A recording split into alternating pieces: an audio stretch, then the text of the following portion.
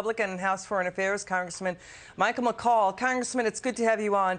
You were at the border with Poland and Ukraine. It's good to see you. So you went to the border with Poland and Ukraine with a bipartisan congressional delegation. What did you see? I saw a lot of human suffering, particularly at the border. 2 million people crossing in 10 days. It was very nostalgic, almost reminiscent of, Nazi Germany when the Nazis invaded Poland, this major refugee crisis that we really haven't seen since World War II, and the invasion is as large as that time when Hitler invaded Poland. We met with the 82nd Airborne, though, talked about the lethal weapons we're moving into Ukraine to help them fight the fight and beat the Russians.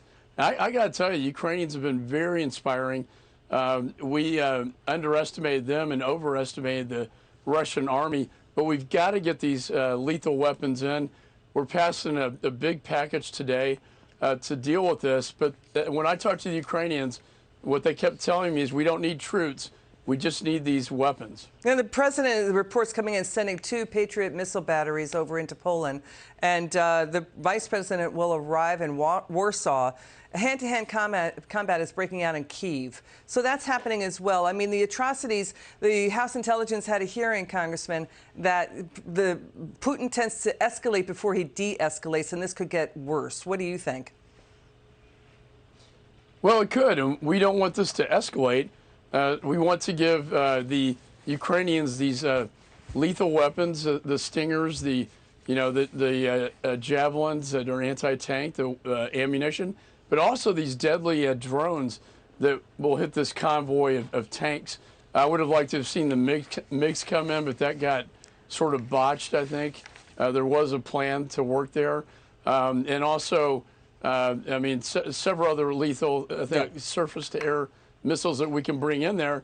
That's what they really need right now, because once that convoy comes down and circles Kyiv, we saw what happened today when they bombed that maternity hospital. They bombed a children's hospital in Kyiv. I mean, I think this man has committed war crimes in violation of the Geneva Convention. Yeah, he's being accused of being a war criminal, and he's being called evil.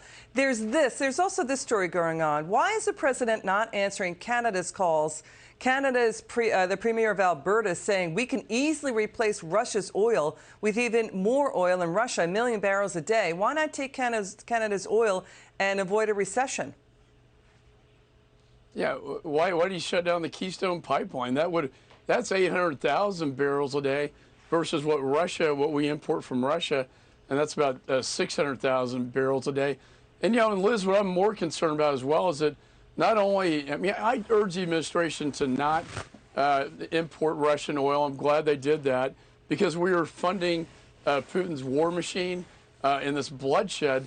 But to turn to the other dictators in the world, like Venezuela with Maduro, or like the Ayatollah in Iran, this is the fundamental, flawed energy policy, which leads to a bad foreign policy.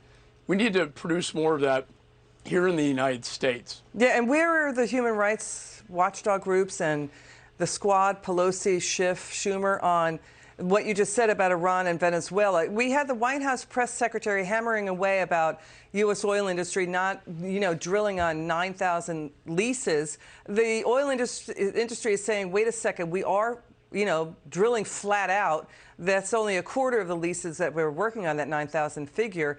And just like the White House press secretary is saying it takes a year to bring up Keystone, it's the same thing for those 9,000 leases. It takes a long time to find oil in those oil wells on those leases. And after they hammered the U.S. oil industry, and they, it just pounded it. The U.S. oil industry is saying it's going to take time to ramp that up too.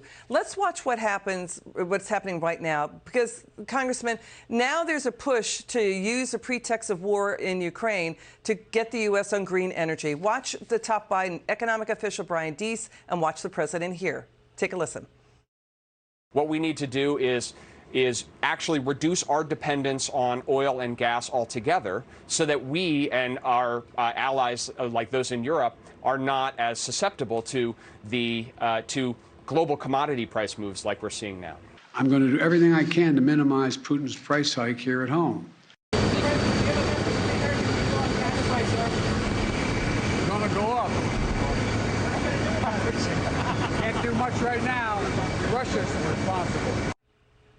Do you see that? He said I was going to fight for it, and then hours later said can't do anything about it. Your response, Congressman?